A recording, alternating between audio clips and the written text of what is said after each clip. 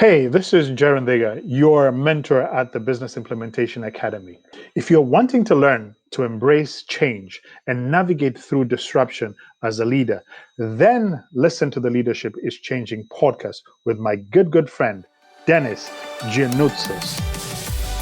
Welcome to Leadership is Changing. Each week, we and our guests provide information and insights through exploring leading change. This is taking your leadership to another level by finding the balance between executive excellence and personal well-being through stories that inspire real change. It's time to adapt in our fast-moving world when leadership is changing with your host, Dennis Giannoutzos. Hey, welcome to the show, Leadership is Changing. What we as leaders know to be true is that change is constant. Leaders everywhere confront similar obstacles because people are people, but everywhere you go, leaders are overwhelmed, disrupted, and under pressure. They run from email to email, meeting to meeting. Many leaders are not changing quick enough, which means they run the risk of becoming irrelevant and being left behind. The purpose of the show is taking our listeners' leadership to another level by finding their balance between executive excellence and personal well-being through stories that inspire real change. I believe we don't have enough effective leaders in the world today, and if we can get the leaders to step up and lead change, then they can inspire real change. Hey listeners, it's now time to adapt in our fast-moving world, and I want to welcome you to a very special episode today. This is episode 100. That's right, 100, and it's just absolutely fantastic to be here with you listeners. And I have a special guest here with me. His name is Njeru Nthigah, and Njeru is the president and founder of the Business Implementation Academy, an organization committed to empower digital creators, knowledge entrepreneurs, course creators, and membership site owners to get unstuck and out of the overwhelm so that they can implement and launch their products easier, faster, simple, leading to more income, impact, and freedom.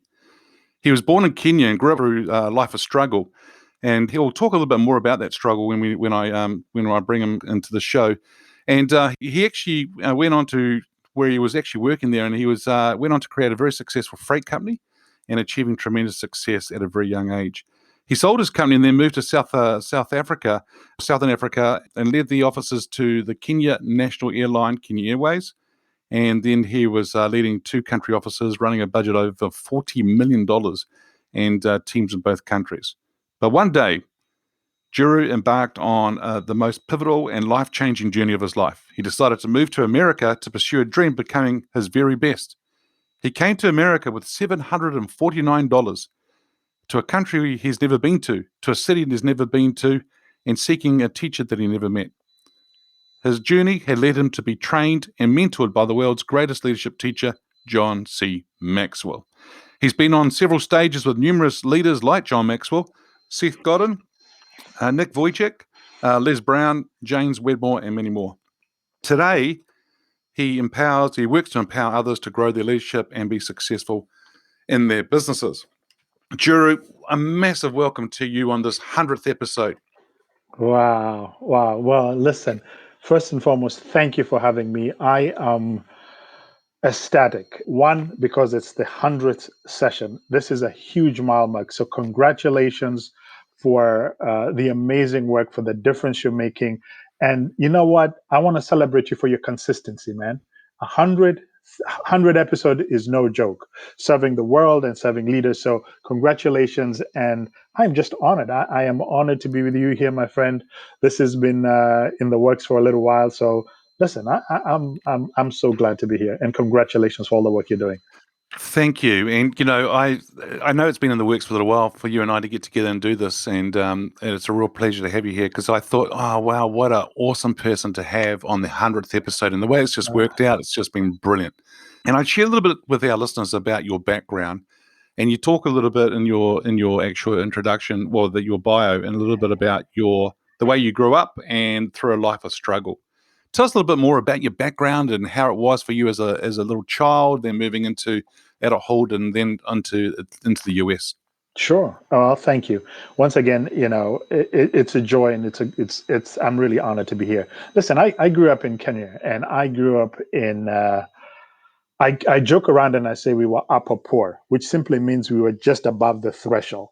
right? We Hmm. we survived. I was born to a very young mother. My mother was 17 when she gave birth to me, and basically I moved from my mother straight to my grandmother, and my grandmother became my mother. My Right. grandmother was older. She was a summer stress for the council, the city council in Nairobi, and she did her very best. At her older age, she worked every day and took me to school. I went to a basic council school, and there were really, you know, there were three pivotal women in my life. There was my grandmother, there was my aunt, and there was my mother. Those were the three women that really shaped my life. And while we didn't have much financially, there was an abundance of love.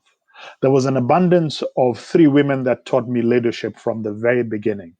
There was an abundance of three women who taught me that I was more than my environment, that I could live outside my current conditions and circumstances.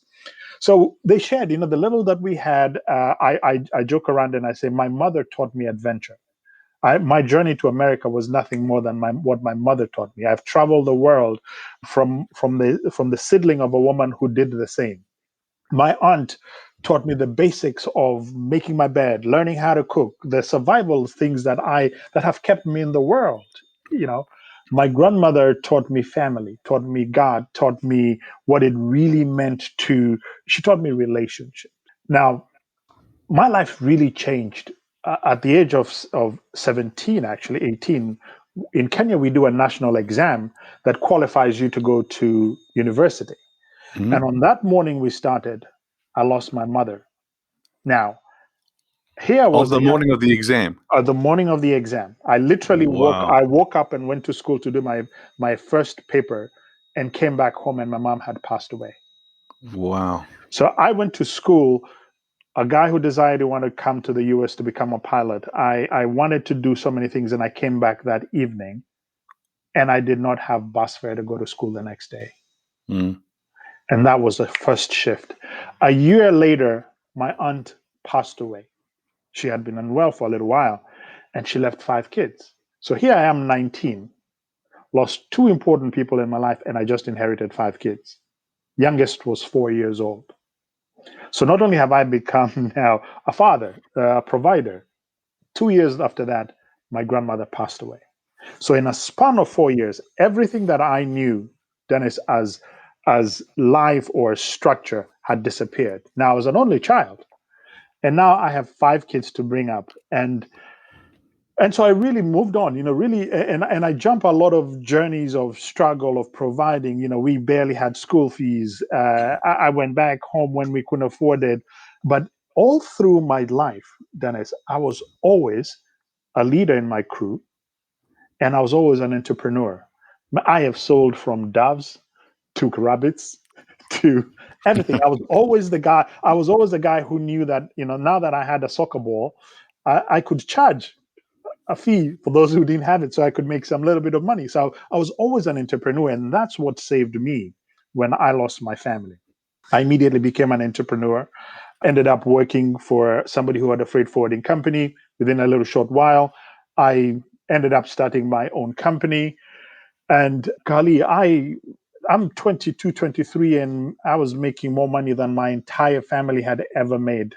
I was freight forwarder for the big national companies and nonprofits and diplomatic missions. And so I was, and really, as I share this was really my own personal growth and my own journey. And Hmm. here I was a rich, poor boy. I had A rich all poor boy. Wow. I had all the trappings of money. I could dress, I could belong to the golf club that I only wished I could have gone to, I could drive the car that I wanted to, but I did not know what it meant to actually have a relationship with money. Right. Yep. I did not know what it meant to be mentored. I sat in circles of people who would have made me billionaire, but I did not understand the relationship of what it meant to be mentored. I Hmm. did not understand what it meant to be in a group and not be the smartest. And Yep. so, that journey went on, and I met one guy.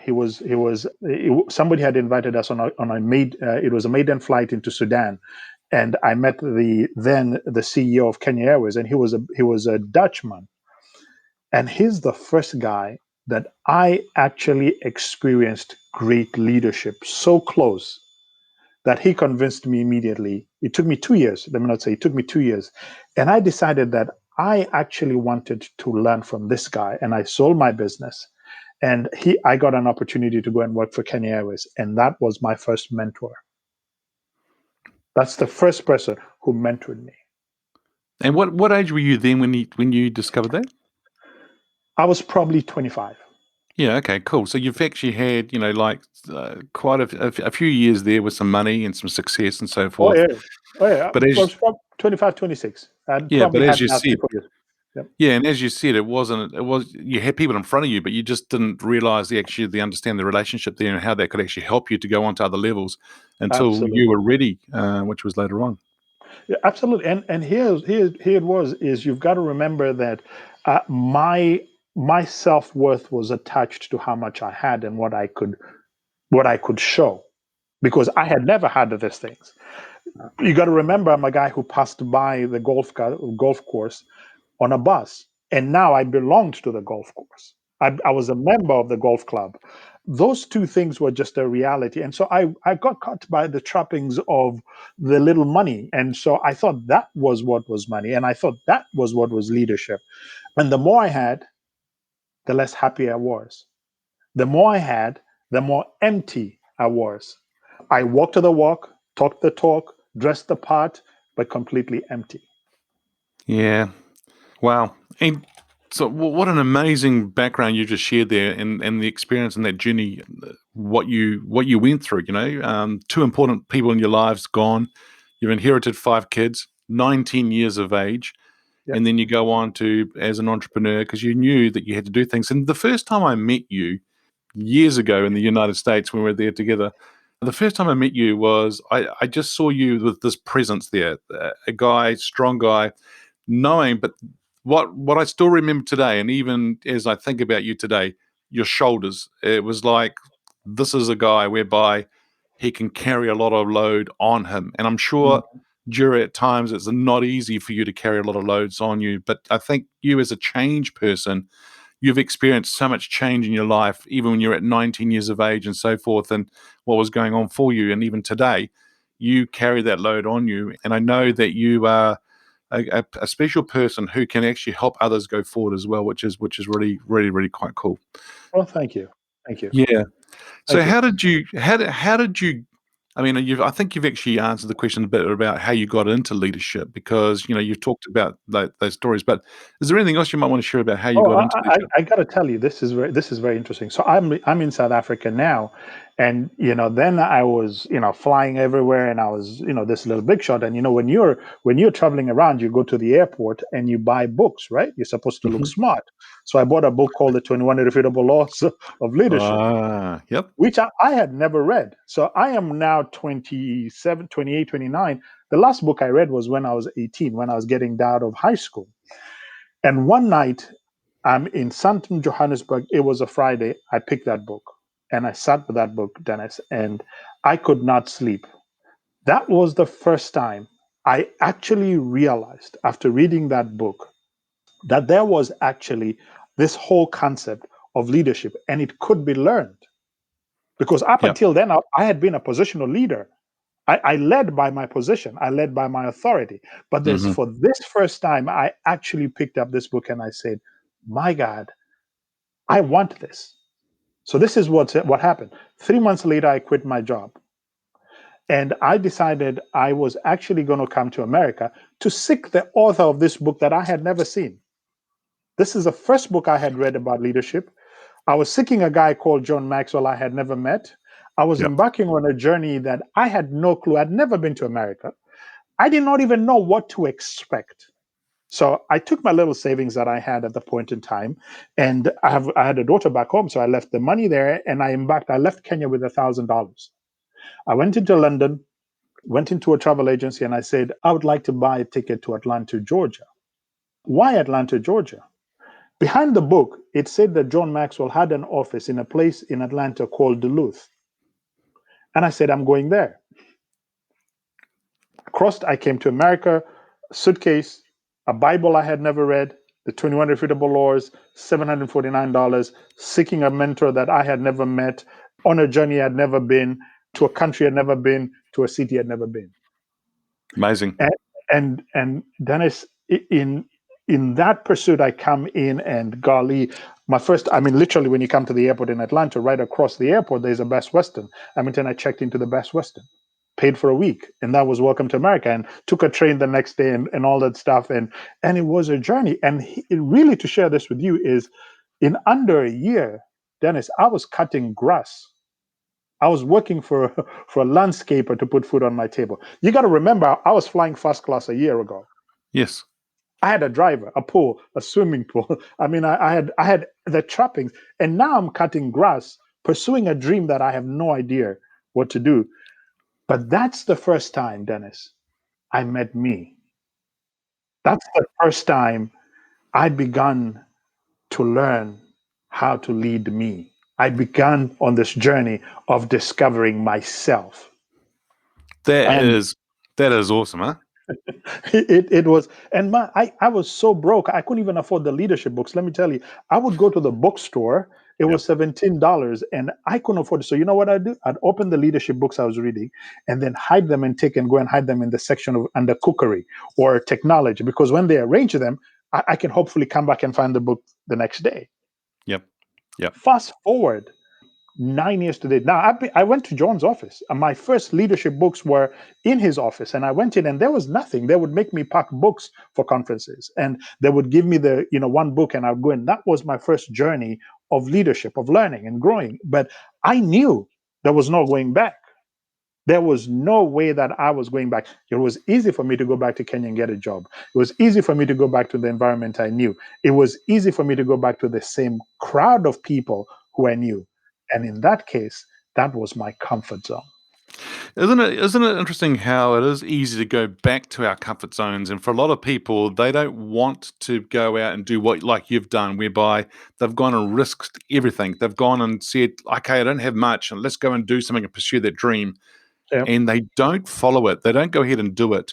And then what they realize is, oh, it's so much easier. Well, it's not easy. It's just the comfort zone, right? And so I can go ahead and do that. But you've just got to really acknowledge you for what you've done and how you did that. And getting there to the John Maxwell office, which is just fantastic. I've just got, listeners, I've just got this smile on my face just listening to the story here that Njeru is sharing with us in relation to it. And yeah, it's fantastic. So the question I've got you for you now, and I don't know whether who's going to be. Now, this person could be alive or from history. Who's your favorite leader and why? Oh, wow. There are different leaders. I think right now, for me, when I look at in the realm of leadership, I have to say John Maxwell right now. One, because not only have I had an opportunity to see his impact, but I've also had an opportunity to see him evolve. Being a part of the John Maxwell team as founder members, but just being in that whole part of him coming from just understanding, self-leadership to team leadership and understanding success, and then seeing significance where he's now impacting worlds and countries. That for me is why I pick him. And why I pick him is because that's practical leadership. A lot of people talk about leadership and positional, and in a world where today we are, I don't even know whether to call it deficit. I mean, we are anemic to leaders and leadership. We are at a place where we've glorified the worst of leadership. It is so refreshing to see somebody like him who's leading people. And I think, leadership is nothing, as he's taught us, leadership is influence. And watching him, seeing the impact that he's had in the global world excites me. In the world of business, I think Elon Musk is pretty interesting.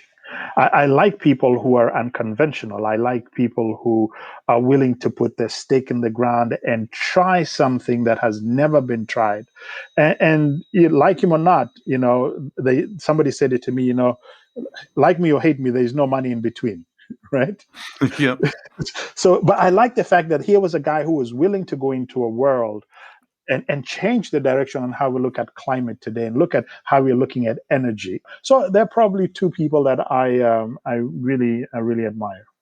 Yeah, and I agree with you about both of them, and with John as well, is just to see him how it's almost like he just cuts the noise out of what's Yeah, going on around the world, and he's in there to do, as you said, the practical leadership stuff and teach people what they need to do as leaders to get on with it, rather than doing things and getting stuck in the weeds, if I can put it that way.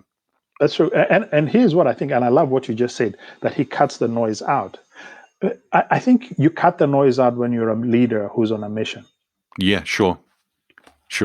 There's no doubt that when you're in his presence, you do understand that he is on a mission. He's out to achieve something. So if it doesn't fit in, then it falls out. Yep. And I love that you point that out.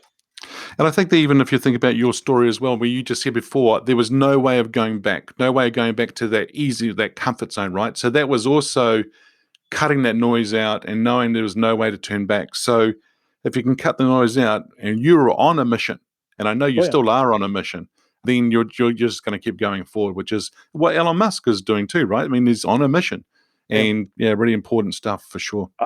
And I got to say this, when we think of leadership, and you know that when John, it took me 9 years to have an opportunity to actually learn from John. And the day he opened the John Maxwell team, I only had $1,000 between me and anything. And it was $5,000 to get in. Yep. I called and begged my way through, and they allowed me. I was the only person who joined it on a payment plan.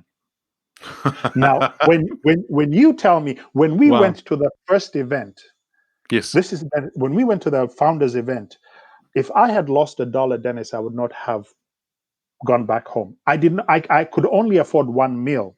When we went out for breaks, I would walk out. It was in West Palm then. I would walk out and go to the next two other hotels because my stomach was rumbling in how hungry I was. But there was no going back. Now, when you tell me later on that I have shared the stage with this guy numerous times, I have had an opportunity to be mentored by this guy. I've had an opportunity to introduce him on stage numerous times. You want to tell me that dreams are not possible? Yeah. When you make up your mind, when you cut out the noise, when you say there is no going back, anything is possible. It doesn't matter. My story could be different. Everybody else is dealing with something different, and it doesn't have to be that here's what I know. I had to cross continents to believe in that. Most of us have to cross the continents between their 2 years. Yep. That's beautiful. That's beautiful. It.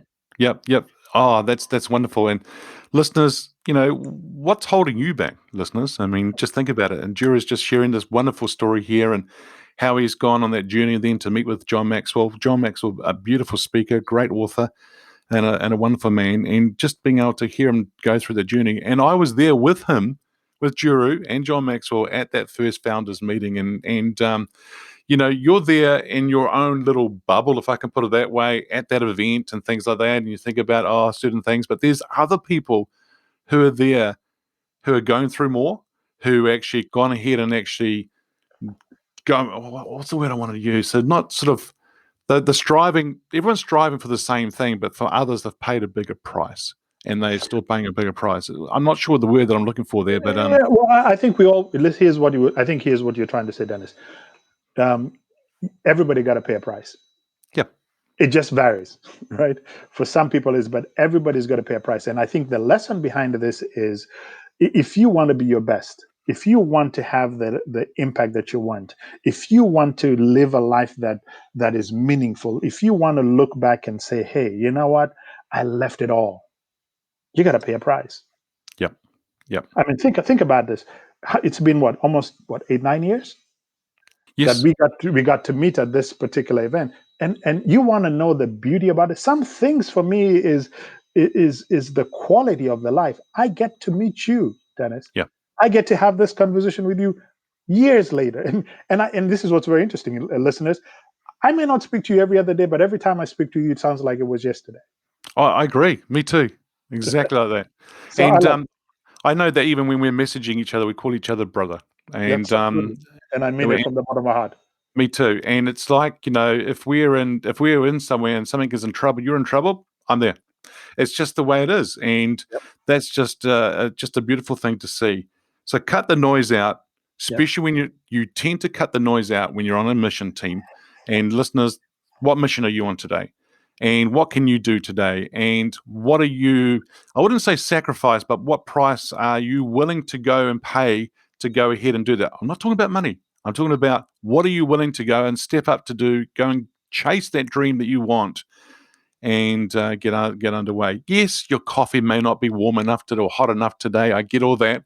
But it comes down to the fact, how big is your why? How big is your dream?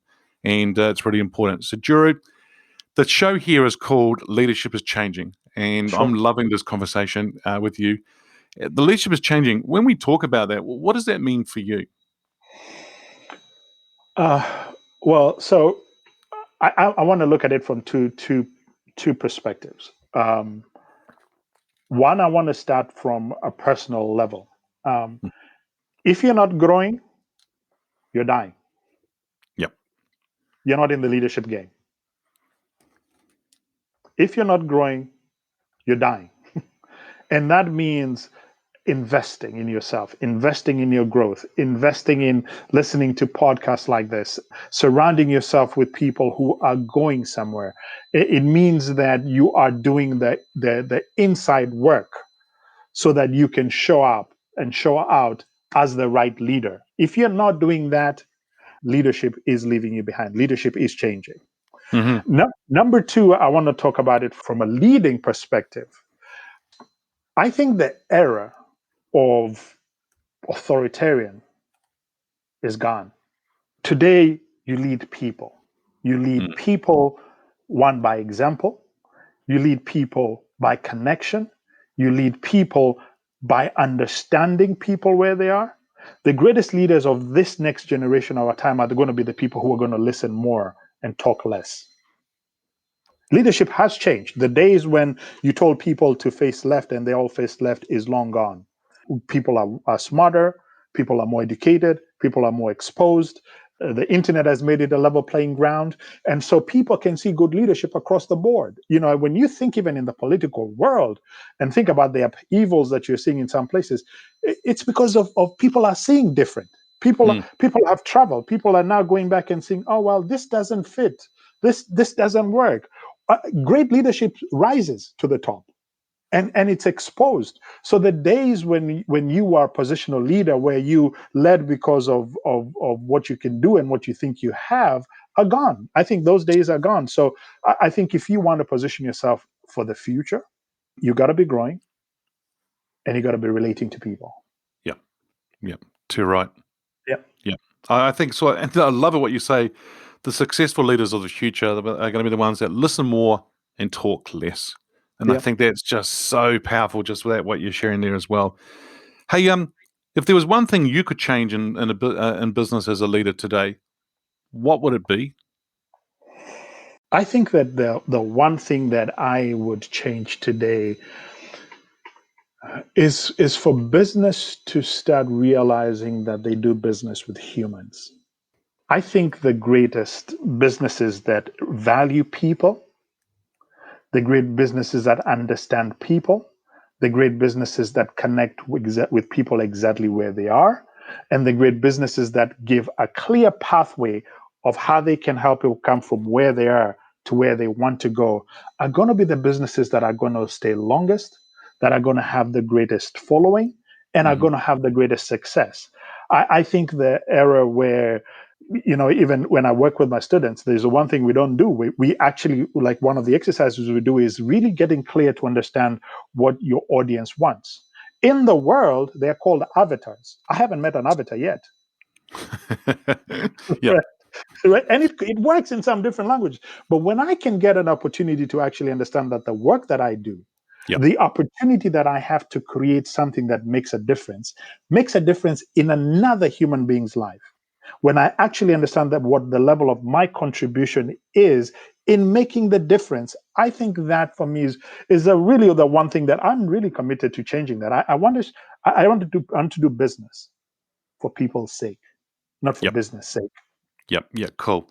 And you know what? When you're saying that, making that impact, I mean, another episode I did, I talked about, and the voice, the journey of the voice, and so forth, is the voice of impact. And that those words actually came from a friend of ours, Joanna Crease, who's another founding member of John Maxwell. She said to me, Dennis, that journey is around about the voice of impact rather Yeah, than the voice of silence. And I think the thing here is that if we can, as going back to what you're saying, having that impact on people, it's a positive impact. It's an impact that's actually a multiplier or a growth mindset, where a lot of people are trying to be leaders and they're trying to have impact on people. Well, they're not even trying.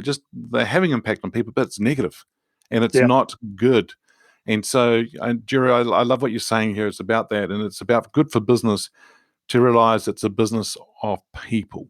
And so many times over the years, I've seen they've always talked about three pillars. They talked about their customers, they talk about strategy, and then and then the last thing they leave right to the end is people. there's people. And I Yeah. and I think that needs to be up front. Yeah, it does, and honestly, Dennis, I think and it goes back, and I really like this something that you said around here about the journey of impact.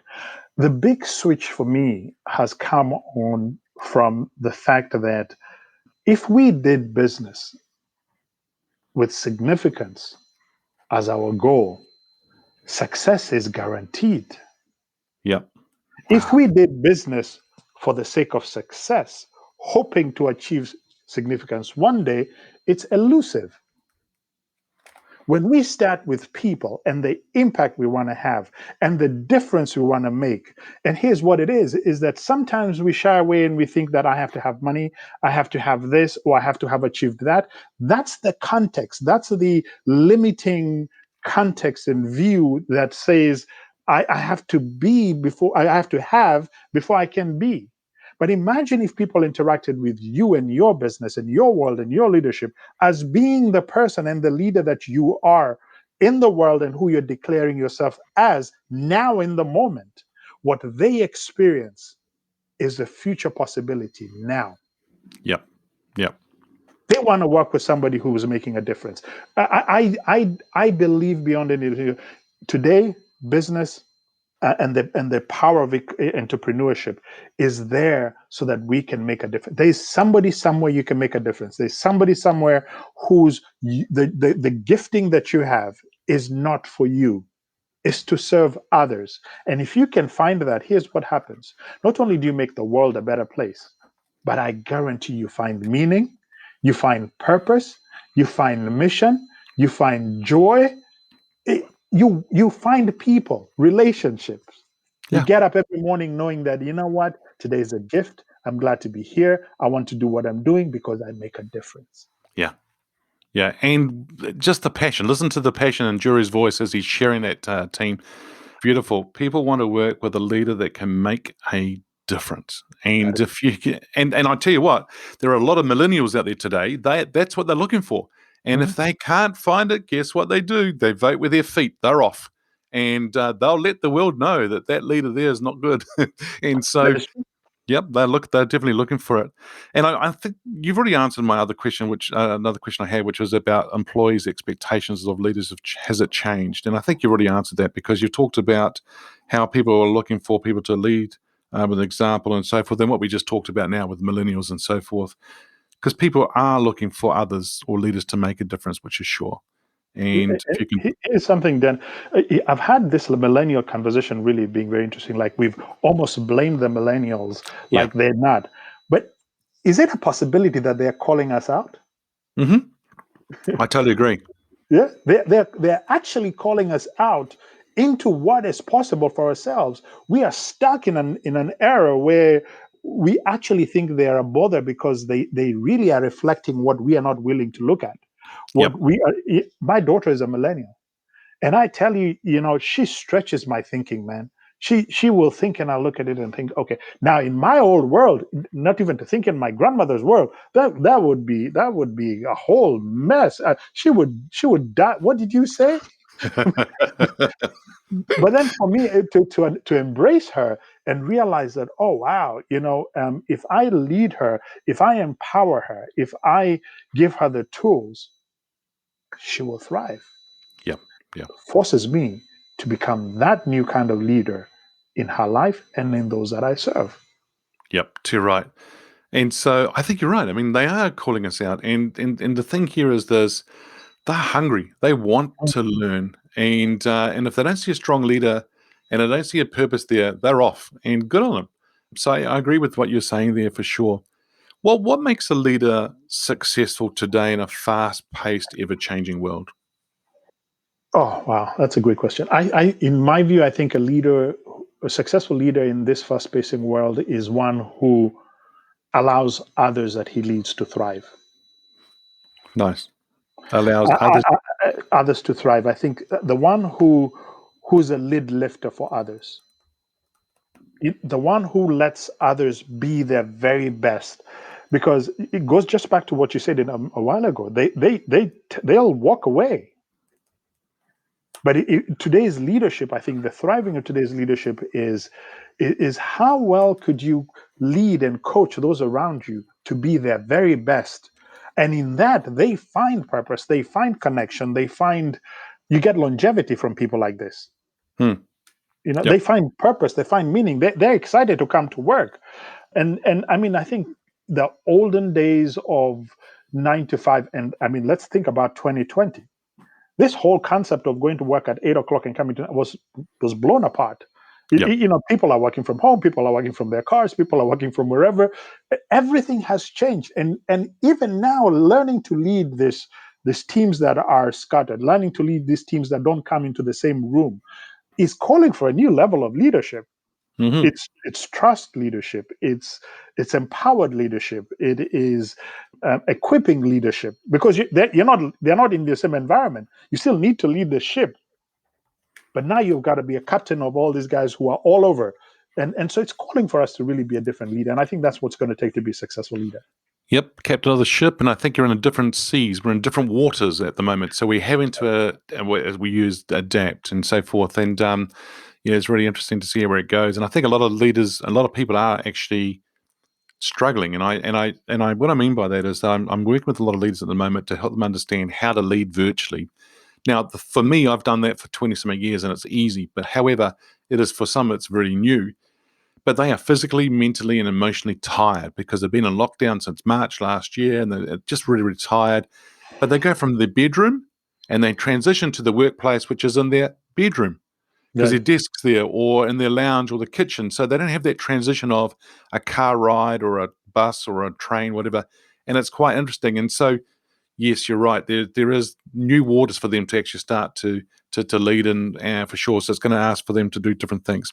So here's an interesting question for you. I'm going to Sure. ask you to get your crystal ball out here and start thinking about the future. Where do you see leadership in 5 years? Wow. I see leadership in 5 years. Wow, that's a great question. That's a great question, because crystal ball seems to be broken every week. So I think I see leadership being decentralized. I think there's going to be more smaller teams. I think there's going to be a greater need for development. And I Yep. think here's what I think. I think there's going to be a change and a more succinct, more deeper appreciation and more investment in leadership development than there's ever been. Mm. I think now more than ever, I tell the team that I work with, I say one of the things that I'm really interested in, and I say this, is that the future of our leadership is going to be that if somebody ever has the opportunity to work with you, Dennis, and they happen to move on to something else in life, I hope and I pray that they can look back and say, I am today because I worked with Dennis.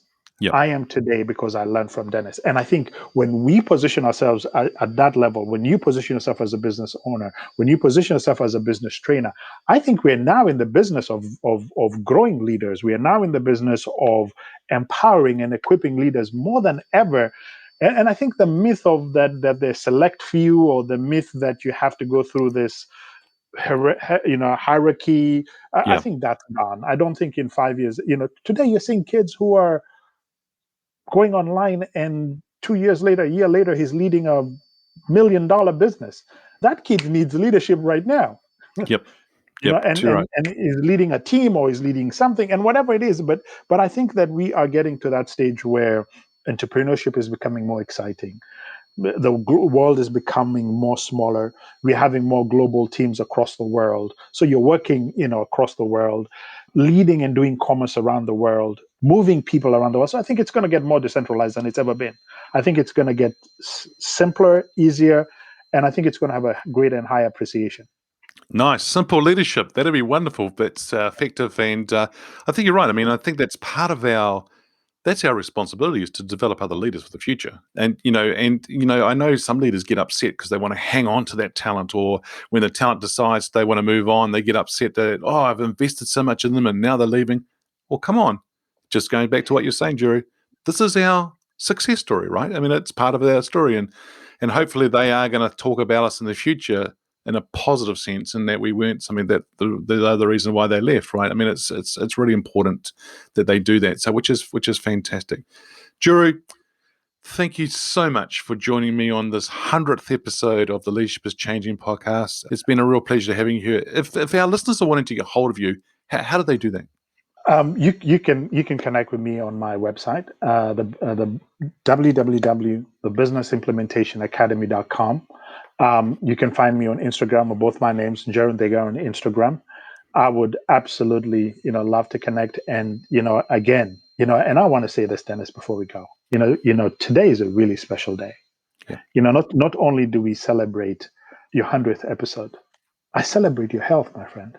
I celebrate your health. I celebrate the fact that you had recent great news and in your health. And here's what I celebrate. I celebrate that we have an opportunity to continue learning from you. I celebrate the fact that you continue adding value to people. I celebrate the fact that who you are to the world is not finished.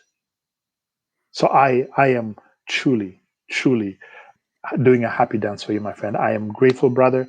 I am grateful that you're well. And, from here, just keep doing it, man. Awesome. Thank you, brother. I just really appreciate you being here, and it's a real pleasure. So thank you. Yeah. Hey, listeners, if you haven't already checked out the Facebook group, Leadership is Changing, feel free to go ahead and join that group. And if you're on LinkedIn, feel free to go and join the LinkedIn page, Leadership is Changing.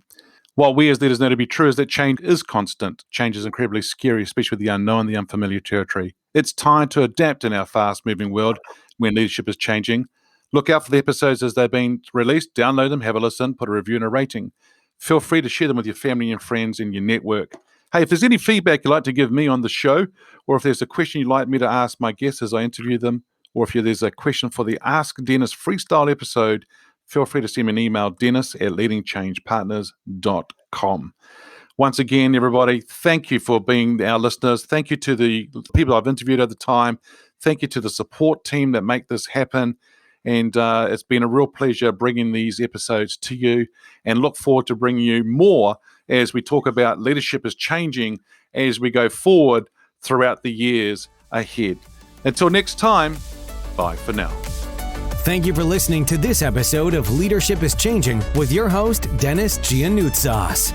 Each week, we and our guests provide information and insights through exploring leading change, inspiring executives and leaders to adapt and lead a bigger game in a fast-moving world.